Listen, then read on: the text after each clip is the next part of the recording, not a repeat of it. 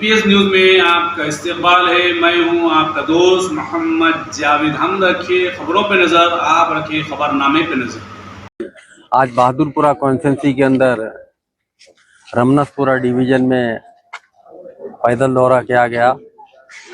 इस दौरे के अंदर हमारे इस एरिया के कॉरपोरेटर जनाब खादर साहब थे और जीएचएमसी के ऑफिसर्स थे, वाटर वर्क्स डिपार्टमेंट था, इलेक्ट्रिकल डिपार्टमेंट था, पुलिस डिपार्टमेंट था और दीगर दूसरे डिपार्टमेंट्स के संगात और मजलिस इत्तेहादुल मुस्लिमीन के सदर व सुदूर मोतमदीन वो वर्कर्स भी मौजूद थे।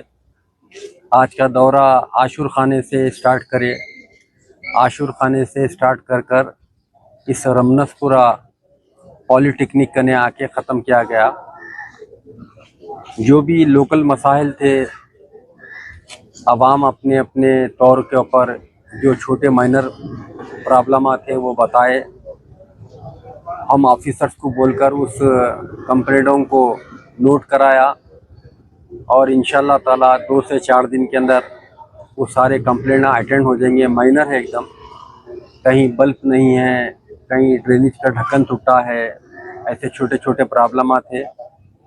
और अल्हम्दुलिल्लाह मजलिस इत्तेहादुल मुस्लिमीन की नुमाइंदगी के ऊपर इस रमनसपुरा डिवीज़न में जो आज दौरा किया गया है, इस इलाके में बड़े बड़े कामों को हम लोग प्रपोज कर चुके हैं, वो सैंक्शन हो चुके हैं और अलाटेड हो चुके हैं और काम स्टार्ट होने वाला है। जैसा वीडीसीसी रोड है, ये वीडीसीसी रोड तकरीबन 70 लाख रुपए की है और उसके बाद सीसी रोड से गलियों के अंदर सीवर लाइन है और मॉडर्न लाइट का प्रपोजल दिए हुए हैं हम। इंशाल्लाह ताला हत्तल इम्कान कोशिश किए जा रही है कि जितने भी मसाइल है महलों के वो सारे हल हो चुके।